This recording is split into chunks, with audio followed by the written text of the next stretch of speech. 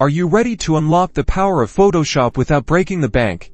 Let's talk about getting Photoshop for free on Windows 10 through a few different methods. Option 1 is the free trial. Head to the Adobe website and search for Photoshop. Look for the free trial option and follow the on-screen prompts. It's usually good for 7 days. During this time, you'll have access to the full version. You'll need to create an Adobe account or log in. If you already have one after the trial, Adobe will ask you to subscribe, but you can simply choose not to, and your access will end. Don't worry, you won't be charged if you don't select a paid plan. Next up is the free alternative.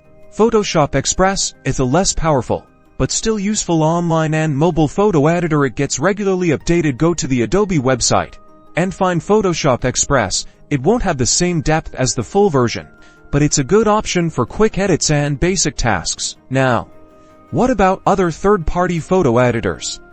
There are many free and open-source alternatives. Examples include GIMP and Photopea. Search for their websites and download any software you wish. These generally have a lot of features, but may have a slightly different interface. So there's how to get access to Photoshop and like programs without paying.